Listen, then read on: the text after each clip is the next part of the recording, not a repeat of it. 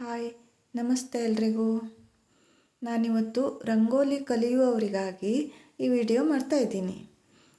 ರಂಗೋಲಿ ಹಾಕೋದು ಅಂದರೆ ತುಂಬ ಇಷ್ಟ ಅಲ್ವಾ ಎಲ್ರಿಗೂ. ಆದರೆ ಏನಾಗುತ್ತೆ ಅಂದರೆ ಎಲ್ರಿಗೂ ಅಯ್ಯೋ ನನಗೆ ನೀಟಾಗಿ ಬರಲ್ಲ, ರಂಗೋಲಿ ಎಳೆ ಹಾಕಲಿಕ್ಕೆ ಬರಲ್ಲ, ನನಗೂ ರಂಗೋಲಿ ಹಾಕಬೇಕು ಅಂತ ಆಸೆ ಇದೆ ಅಂತ ಅನಿಸ್ತಾ ಇರುತ್ತೆ.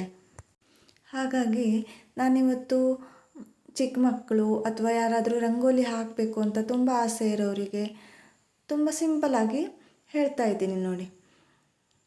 ದಪ್ಪ ದಪ್ಪ ಎಳೆ ಆಗಿದೆ, ಚೆನ್ನಾಗಿ ಕಾಣಿಸ್ತಾ ಇಲ್ಲ, ರಫಾಗಿ ಹಾಕಿದ್ದೀನಿ ನೋಡಿ ಹೇಗೆ ರಫ್ ಆಗಿದೆ ಅಂತ. ನೀವು ಕೂಡ ಹೀಗೆ ಸ್ಟಾರ್ಟಿಂಗಲ್ಲಿ ಇದೇ ಥರ ಹಾಕ್ಕೊಳ್ಳಿ, ಏನೂ ಪರವಾಗಿಲ್ಲ. ತುಂಬ ನೀಟಾಗಿ ಬರೋದು ಹೇಗೆ ಅಂತ ನಾನು ತೋರಿಸ್ತಾ ಇದ್ದೀನಿ. ರಂಗೋಲಿ ಸ್ವಲ್ಪ ಚಿಕ್ಕದಾಗಿದ್ದರೂ ಪುಟ್ಟದಾಗಿದ್ದರೂ ಕೂಡ ಸ್ವಲ್ಪ ನೀಟಾಗಿದ್ದರೆ ಚೆನ್ನಾಗೇ ಕಾಣಿಸುತ್ತೆ ಅಲ್ವಾ.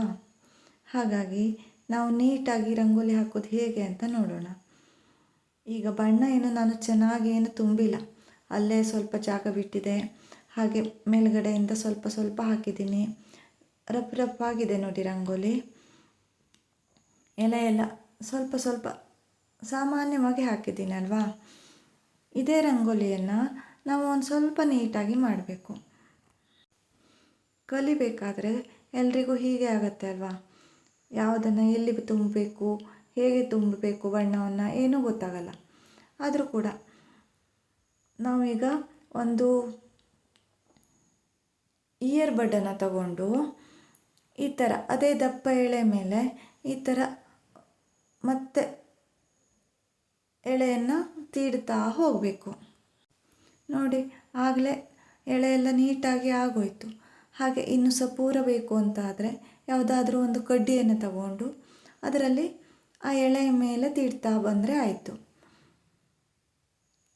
ಇದೇ ರೀತಿಯಲ್ಲಿ ಎಲ್ಲ ಕಡೆನೂ ಎಲೆ ಬಡ್ಡು ಎಲ್ಲ ಕಡೆನೂ ಹೀಗೆ ಮಾಡಿದರೆ ಸ್ವಲ್ಪ ನೀಟಾಗಿ ಆಗುತ್ತೆ. ನೋಡಿದ್ರಿ ಅಲ್ವಾ, ದಪ್ಪ ದಪ್ಪ ಎಳೆಯನ್ನು ಕೂಡ ಸ್ವಲ್ಪ ನೀಟಾಗಿ ಹೇಗೆ ಮಾಡ್ಕೋಬೇಕು ಅಂತ. ಒಂದು ಕಡ್ಡಿ ಅಥವಾ ಇಯರ್ ಬಡ್ ಯಾವುದನ್ನಾದರೂ ತಗೊಂಡು ಈ ರೀತಿ ಮಾಡಿದರೆ ಸ್ವಲ್ಪ ನೀಟಾಗಿ ಆಗುತ್ತೆ.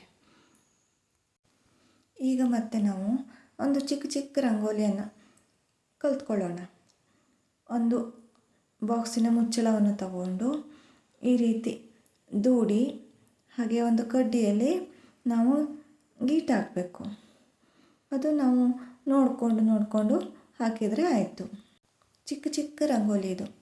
ನಾವು ಬಾಗಿಲಲ್ಲಿ ಅಕ್ಕಪಕ್ಕ ಎಲ್ಲ ಹಾಕಬೇಕಾಗತ್ತೆ ಅಲ್ವ ದಿನಾನು.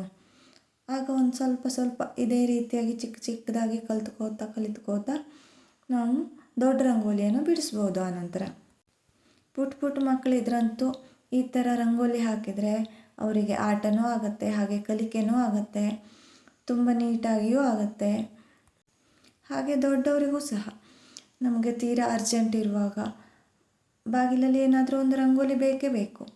ಹಾಗಂತ ತುಂಬ ಚೆನ್ನಾಗಿ ಹಾಕ್ಕೋತಾ ದಿನ ಕೂರ್ಲಿಕ್ಕೆ ಆಗಲ್ಲ ಅಲ್ವಾ. ಹಾಗಾಗಿ ಈ ಥರ ಚಿಕ್ಕ ಚಿಕ್ಕ ರಂಗೋಲಿಯನ್ನು ಹಾಕ್ಕೊಂಡು ಕಲ್ತ್ಕೊಂಡ್ರೆ ನಮಗೆ ದಿನಾಲೂ ಹಾಕಲಿಕ್ಕೆ ಆಗುತ್ತೆ.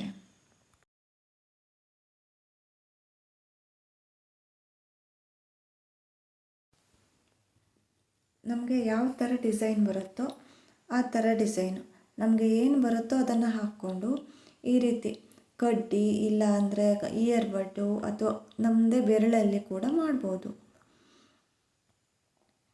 ನೋಡಿ. ಡಬಲ್ ಎಳೆ ಹಾಕಿದ ಹಾಗೆ ಅನಿಸುತ್ತೆ ಅಲ್ವಾ. ನಾವು ಕೈಯಲ್ಲಿ ಎಳೆ ಬರದೇಗಿದ್ದರೂ ಕೂಡ ಈ ರೀತಿ ಕೈ ಬೆರಳಿಂದನೇ ಸಹಾಯದಿಂದನೇ ಕೂಡ ಮಾಡ್ಬೋದು. ಹಾಗೆ ಒಂದು ಕಡ್ಡಿ ತಗೊಂಡು ನಾವು ಯಾವ ಆಕಾರದಲ್ಲಿ ಬೇಕಾದರೂ ಅದನ್ನು ಗೀಟ್ ಹಾಕಿದರೆ ಅದೊಂದು ಸ್ಪೆಷಲ್ಲಾಗಿ ಕಾಣಿಸುತ್ತೆ. ಇದೇ ರೀತಿಯಾಗಿ ನಾವು ಯಾವುದೇ ಆಕಾರದಲ್ಲೂ ಕೂಡ ಮಾಡಬಹುದು ನೋಡಿ. ಈಗ ಈ ಮಧ್ಯದಲ್ಲಿ ಒಂದು ಸ್ವಲ್ಪ ರಂಗೋಲಿ ಬಿಟ್ಟು ಹೀಗೆ ಅದನ್ನೆಲ್ಲ ಸೈಡಿಗೆ ಒಂದು ಹೂವಿನ ಥರ ಮಾಡಿ ಅದಕ್ಕೊಂಚೂರು ಶೇಪ್ ಕೊಡಬೇಕು. ಹಾಗೆ ಇದೇ ಥರ ಎಲೆಯನ್ನು ಕೂಡ ಮಾಡ್ಬೋದು. ಮತ್ತು ಬಾಗಿಲ ಪಕ್ಕದಲ್ಲಿ ಒಂದು ಚಿಕ್ಕ ರಂಗೋಲಿ ಬೇಕಲ್ವ ನಮಗೆ. ಅದಕ್ಕೆ ಇದೊಂದು 2 ಕಲರ್ ಹಾಕ್ಕೊಂಡು ಈ ರೀತಿ ಬೆರಳು ಸಹಾಯದಿಂದ ಒಂದು ಶೇಪ್ ಕೊಡಬೇಕು. ಅದಕ್ಕೆ ಹೂವಿನ ಎಸಳಿನ ಥರ ಶೇಪ್ ಬರುತ್ತೆ ಅಲ್ವಾ. ಇದೇ ಥರ ಶೇಪ್ ಕೊಟ್ಟು ನಮಗೆ ಒಂದು ಸಣ್ಣ ಹೂವು ಮಾಡಿದರೆ ಬಾಗಿಲ ಅಕ್ಕಪಕ್ಕದಲ್ಲಿ ಹಾಕಲಿಕ್ಕೆ ತುಂಬ ಚೆನ್ನಾಗಿ ಕಾಣಿಸುತ್ತೆ. ನೋಡಿ, ನೀವು ಈ ಥರ ರಂಗೋಲಿ ಹಾಕೋದನ್ನು ಕಲ್ತ್ಕೊಳ್ತೀರಿ ಅಲ್ವಾ? Thank you for watching.